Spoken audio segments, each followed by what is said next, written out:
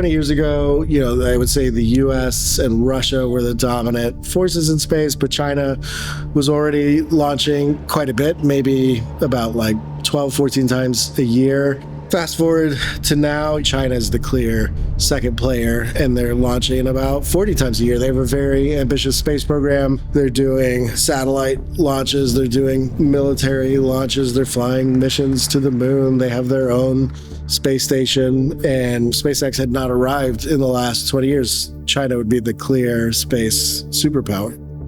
What we're seeing from China is they are deploying capabilities in every orbit. They are launching LEO constellations. They have their own GPS system that is actually multi-orbit, unlike ours, which is just in one orbit. They're launching secret space planes. They have comms infrastructure in GEO. They have everything you can basically imagine. Chinese satellites have been known to pop out little baby satellites that then go inspect, other satellites in orbit, and exactly what they're doing isn't clear, but you could see this as either sort of espionage on the satellites or like an anti-satellite type operation. You've got countries like both India and Russia that have shown they can launch missiles, from the ground and take out satellites in space.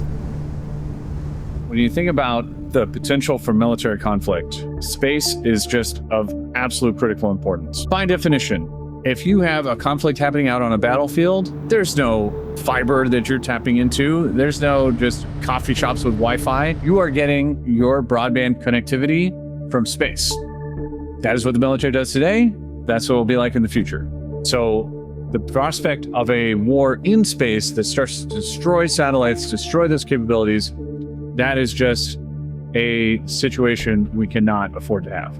As things stand today, the US is actually very dependent on a small handful of giant, very expensive satellites. And it would only take a few of those getting taken out or there to be a massive disruptive effect across the entire US military. Russia is developing a nuclear anti-satellite weapon intended to be placed in orbit in outer space. This crisis is the Cuban Missile Crisis in space. I think the huge concern is if this gets out of hand and you start creating a ton of debris in space, there's this thing called the Kessler syndrome where one satellite gets destroyed, it starts running into all the other satellites and you get this cascading effect. Then low Earth orbit becomes unusable. We're more or less trapped on planet Earth until we figure something else out.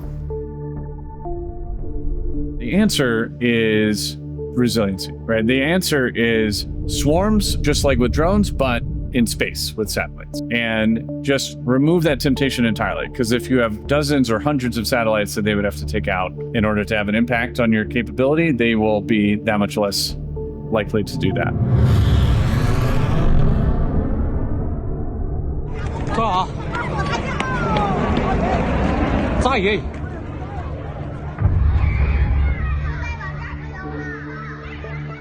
There is a new space race happening right now between the US and China. That race is to get back to the moon and lay claim to deposits of ice that are at the lunar South Pole. These pockets of ice are incredibly valuable, making that real estate the most valuable real estate in the solar system. China just launched a lunar probe that landed at the lunar South Pole and demonstrated all the technologies they would need to do a follow-on mission with people to actually start exploiting those resources. So my concern is China's going to beat us back to the moon. They're going to set up a permanent base and they're going to say, this land here, this is ours.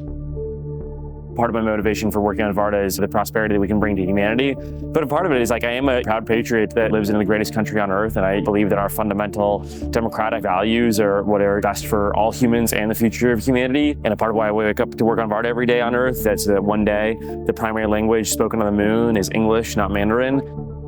And that has less to do with the cultures and languages and more has to do with the fundamental government regimes that are behind those. One, respect human rights the most in our democratic republic. And on the other side, you have a genocidal authoritarian dictatorship that is looking to censor all its citizens and control how they think. And I think that is incredibly critical that we succeed in space because space is the ultimate strategic high ground. Space is the ultimate frontier. It is not enough to merely have an American presence in space. We must have American dominance in space.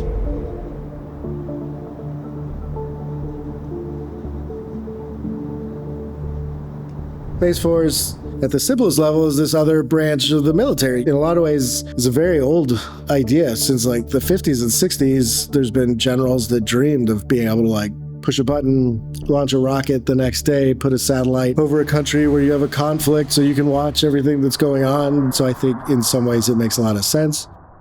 The U.S. Space Force wanted to find a rocket provider that could turn around a mission in 24 hours. The last record was 21 days. So 21 days down to 24 hours. It absolutely looks easy, but behind the scenes, there was so much training and so much prep. These folks on these teams, not just Firefly, they live and breathe aerospace and these types of missions. So they've done this, they've worked at SpaceX, they've worked in the military. And so like we have decades of experience with each individual providing their own insight in how to make this the best well-oiled machine that you can see.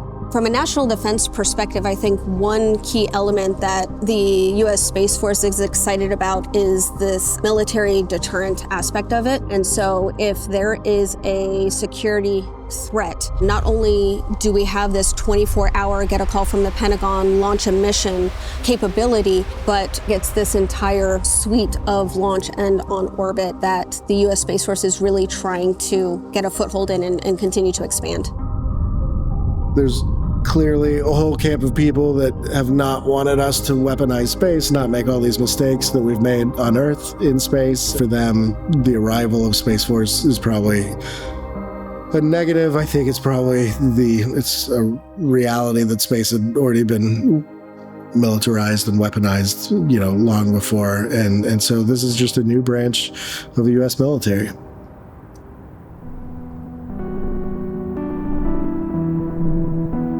It really should not be possible to build a giant rocket faster than the paper can move from one desk to another.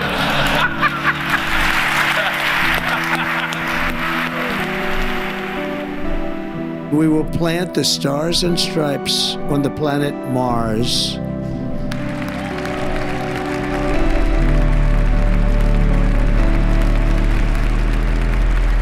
I mean, can you imagine how awesome it will be to have American astronauts plant the flag on another planet for the first time?